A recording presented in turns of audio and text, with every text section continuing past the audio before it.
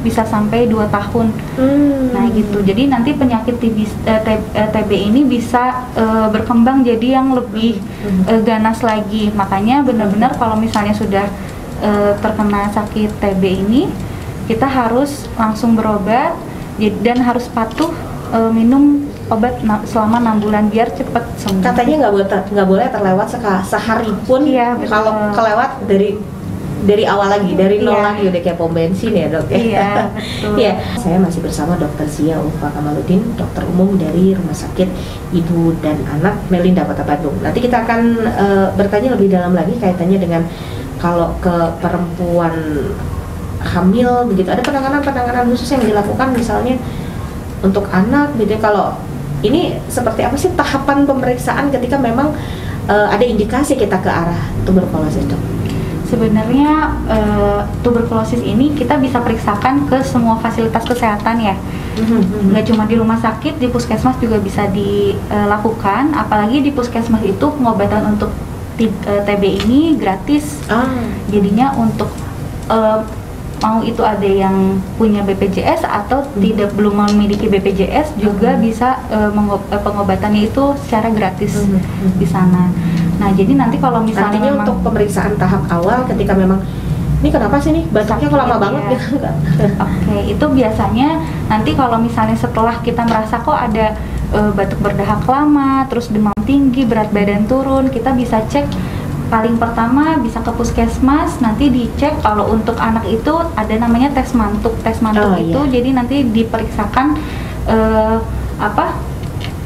jadi diuji di penyuntikan di kulit, nanti dilihat setelah 2 hari reaksinya seperti apa. Kalau misalnya untuk dewasa itu biasanya dewasa juga ada tes mantuk. Biasanya kalau untuk dewasa lebih ke tes dahak. Jadinya nanti dicek dahaknya 3 hari berturut-turut untuk lihat positif atau tidak, si bakterinya ada di situ atau tidak. Tapi kadang ada kendala, kalau misalnya batuknya itu tidak ada dahaknya dan sulit dikeluarkan, itu biasanya kita lihat dari klinis sakitnya seperti apa dan dilanjutkan dari ronsennya gitu. Untuk di puskesmas. Untuk di rumah sakit juga sama dikerjakannya seperti itu. Artinya ada tahapan-tahapan ketika memang ada. Kalau tuberkulosis ini ada stadium-stadiumnya nggak sih dok? Kalau misalnya stadium-stadiumnya sih nggak ada sebenarnya. Cuma memang kalau lamban penanganan mungkin ya? Iya, jadinya bisa berat itu kalau misalnya si TBC ini udah menyerang ke otak. Gitu. Nah kalau misalnya menyerang ke otak itu memang gejalanya biasanya lebih berat dan agak lebih sulit untuk penanganannya. Dan mungkin ini yang dikatakan bahwa tuberkulosis adalah penyakit yang memang bisa dikatakan mematikan juga, karena jika memang penanganannya tidak dari awal gitu. Artinya kepedulian masyarakat terhadap diri sendiri juga ini jauh lebih membantu ya dok ya? Iya. Soalnya dan juga ada lagi TB-nya itu kalau misalnya ada yang TBC biasa yang kita obati 6 bulan, selanjutnya ada yang MDR multi drug resistant. Jadi pada saat dia misalnya pengobatannya tidak teratur atau misalnya dia pas udah berobat berhenti di tengah-tengah, bisa terjadi bosan dan lain sebagainya. Iya, biasanya banyaknya bosan sih memang karena kan gak enak ya mungkin minum obat tiap hari dan ada efek sampingnya juga, walaupun kalau efek sampingnya masih normal, masih tidak berlebihan, biasanya tetap harus diminum. Efek sampingnya apa nih dok? Efek sampingnya biasanya yang paling sering itu mual. Jadi setelah minum obat itu apalagi harus dalam perut kosong, biasanya dia mual, ada yang sampai muntah-muntah. Tapi minum obatnya harus memang dalam perut kosong? Kalau yang ada yang pas pagi dalam perut kosong.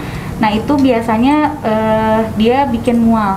Kalau misalnya mual hanya misalnya muntah sekali 2 kali itu sebenarnya kita paling kasih obat gejala aja untuk mengurangi mual muntahnya, tapi tetap harus dilanjutkan. Kecuali kalau dia ada sampai muntah-muntah berlebih terus-terusan sampai nggak bisa makan sama sekali, atau sampai ada tanda-tanda kuning pada mata dan yang lain, itu takutnya si obatnya itu efek sampingnya sudah ke hati gitu.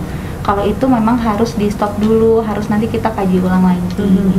Artinya bisa terjadi kontradiksi begitu ya antara si TB-nya dengan organ tubuh lainnya begitu ya? Iya. Efek sampingnya bisa sampai ke hati, bahkan tadi bukan efek samping, akibatnya yang berbahaya itu tadi jika si TB-nya ini sudah sampai ke otak. Tadi dikatakan juga oleh Dokter Zia bahwa bahaya loh kalau berobatnya nggak tuntas, bahaya loh kalau obatnya tidak. Ternyata ini penyakit yang berbahaya dan cukup membuat saya deg-degan. Apa sih yang harus dilakukan? Tidak hanya untuk si pasien, sudah jelas kalau pasien mah harus berobat ya. Lingkungannya mungkin lingkungan di rumah, keluarga pasien, apa sih yang harus dilakukan? Nah iya, karena kan penyakit TBC ini penyakit menular ya Teh. Jadinya memang kalau misalnya ada salah satu anggota keluarga yang terkena sakit TBC, kita harus screening orang sekitarnya. Artinya dilakukan screening juga ya oleh oleh tenaga kesehatan, artinya ini? Oleh tenaga kesehatan. Nanti kalau misalnya seperti ada pasien yang salah satu anggota keluarganya yang kena, kita lakukan screening. Bisa dilakukan kalau misalnya memang anak kecil bisa tes mantuk, untuk orang dewasanya kita cek ronsennya. Karena sebenarnya TBC ini ada yang namanya TBC laten. Jadi dia itu bisa terjadi ada positif misalnya di dahaknya. Paling bagus sih dicek di dahak ya, biar bisa kelihatan ada bakterinya atau tidak. Karena kalau ronsen kan sebenarnya dia hanya kita lihat dari gambaran foto bayangan hitam putih ya. Jadi maksudnya yang lebih pasti itu adalah si cek dahak yang kita lihat bakterinya positif atau tidak. Nah, pada TBC laten ini bakteri bisa ditemukan positif tapi klinisnya normal. Tapi TBC laten ini bisa terjadi jika si seseorang itu yang terkena daya tahan tubuhnya bagus nih. Jadi kalau makannya bergizi, dianya juga maksudnya pola hidup bersih dan sehatnya dilakukan, bisa nggak terjadi walaupun dia misalnya tertular. Dan kalau TBC laten ini tidak menularkan ke orang lain, tapi lebih baik setelah di screening tetap dilakukan pengobatan untuk mematikan si bakterinya itu gitu. Jadi maksudnya daripada nanti pada saat daya tahan tubuhnya sesekali dia misalnya kecolongan nih, dia nggak makan bergizi, dia kecapean, daya tahan tubuhnya turun, si TBC ini yang tidak aktif, bakterinya bisa jadi aktif dan bisa menularkan ke orang lain gitu. Makanya kalau misalnya ada salah satu yang kena, kita lihat orang sekitarnya dulu, karena salah satu faktor risikonya selain dia itu merokok atau enggak daya tahan tubuhnya turun, itu juga kontak erat dengan pasien TBC yang terkena juga. Jadi siapa tahu dia kena dari orang sekitarnya dulu gitu. Nah ini tadi kalau jangankan yang tertular, yang sudah fix TB pun ini bisa diobati dan bisa sembuh begitu ya, bisa dengan mengikuti aturan mainnya lah ya, diikuti begitu. Kalau misalnya MDR itu artinya multi drug resistant. Jadi dia itu resisten terhadap obat-obat yang seharusnya itu jadi obat TB, jadi obat TBC itu sendiri.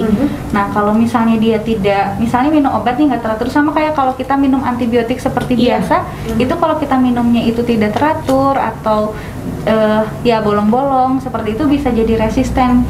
Jadi dia nanti seperti kebal terhadap obat itu.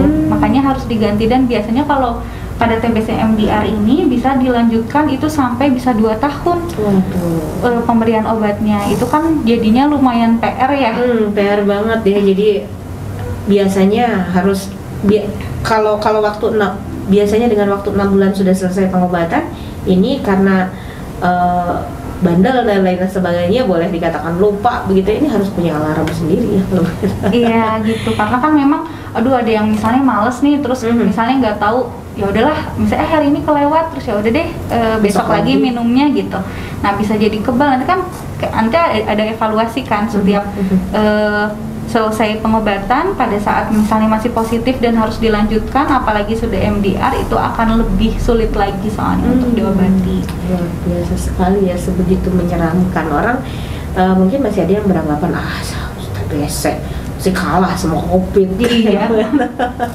Karena mungkin masyarakat kurang aware begitu ya, kurang peduli dengan si penyakit TBC ini sendiri. Ketika berbicara tentang penyakit yang memang bisa terkena terhadap tidak hanya laki-laki tapi perempuan juga, bahkan anak, ini sebaiknya untuk anak terlebih nih dok. Jadi pencegahannya itu yang pertama itu adalah imunisasi BCG. Itu udah termasuk BCG? imunisasi wajib ya dari pemerintah.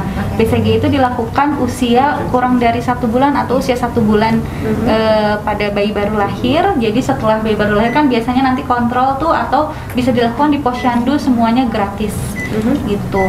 Nah, BCG ini bisa dilakukan paling lama kurang dari 3 bulan. Jadi kalau bisa sih itu sesegera mungkin setelah lahir, jadi kurang dari 1 bulan atau sampai 1 bulan. Misalnya kalau misalnya kelewat nih, aduh kan ada yang takutnya dia sakit gitu, kan ada aja yang sakit anaknya dan harus ditunda imunisasinya, bisa ditunda tapi masih dalam kurun waktu kurang dari 3 bulan. Kalau usianya sudah 3 bulan ke atas itu harus dilakukan uji tes mantuk untuk bayi gitu. Jadi kalau bisa itu harus kita kejar kurang dari 1 bulan dilakukan BCG-nya. Pentingnya imunisasi BCG. Iya.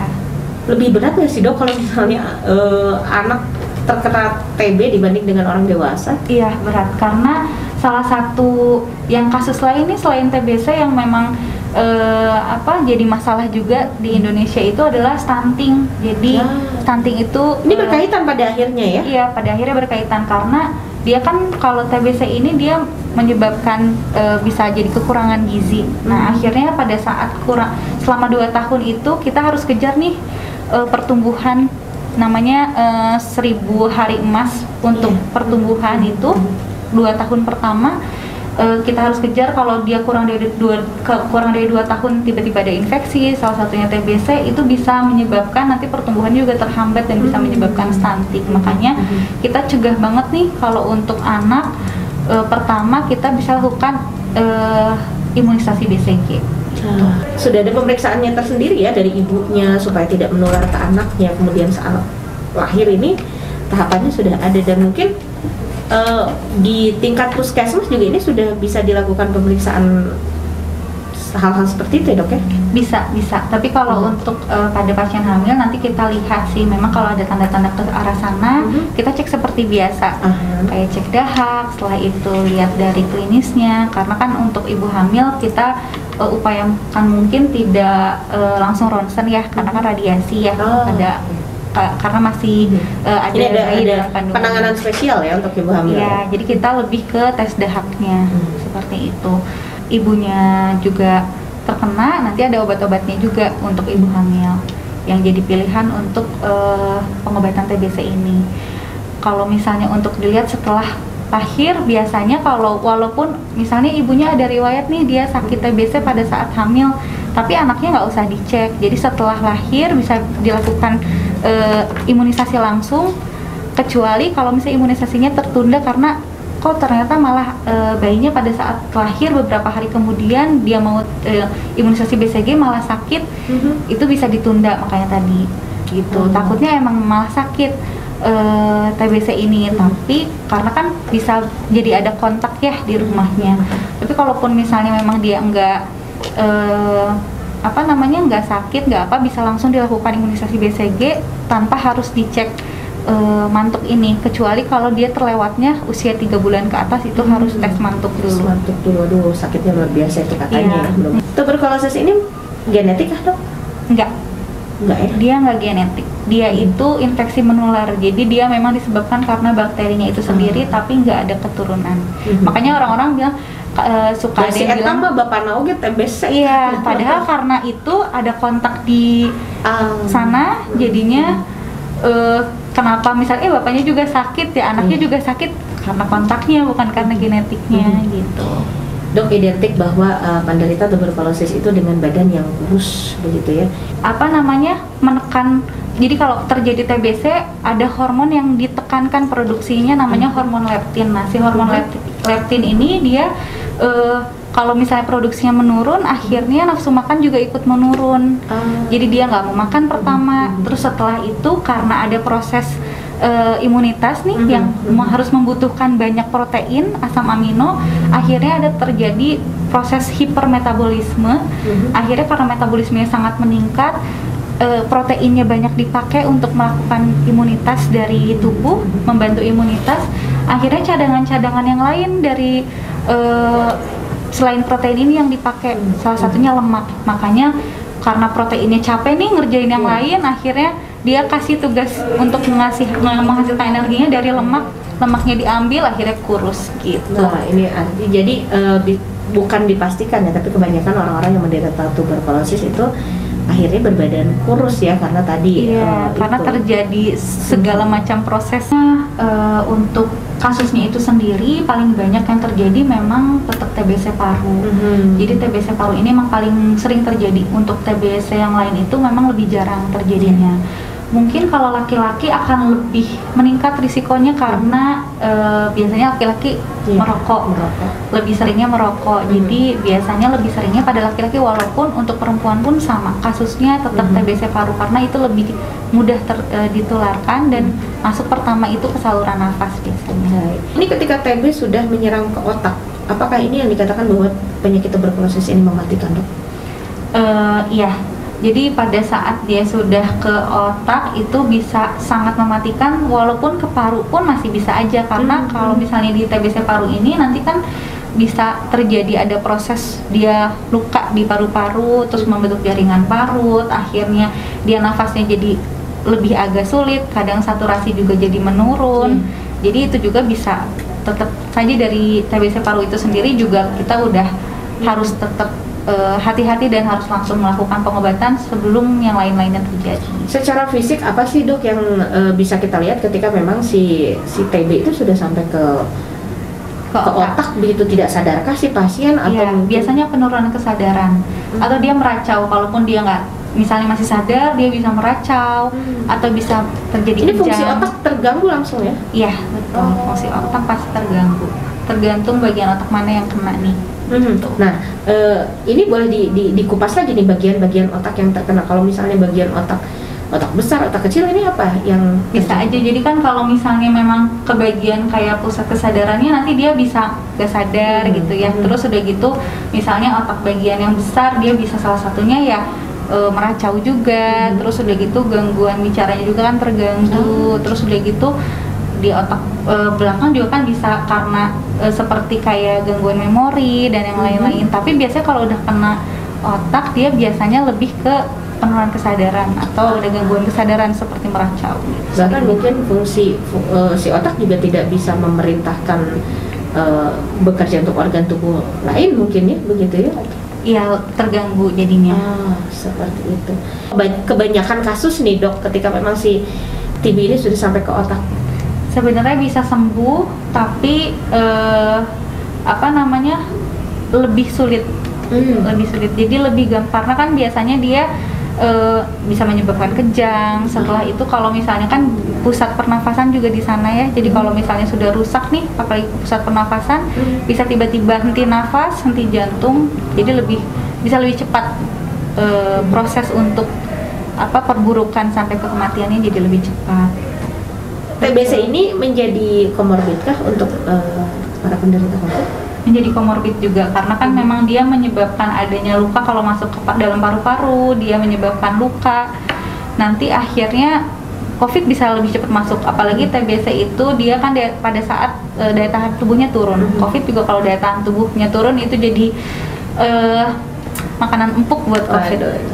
Memutus mata rantai penyakit tuberkulosis ini, dok? Iya. Jadi yang pertama sebelum pengobatan kita memang yang paling utama itu yang penting pencegahan tadi ya. Pencegahan paling pertama kita harus selalu mengikuti imunisasi, apalagi imunisasi wajib, imunisasi dasar dari pemerintah, salah satunya BCG itu harus dilakukan karena itu bentuk pencegahan yang paling utama. Jadi pertama BCG, setelah itu kalau misalnya udah selanjutnya dari BCG itu lebih ke makanan bergizi, jadi untuk meningkatkan daya tahan tubuh.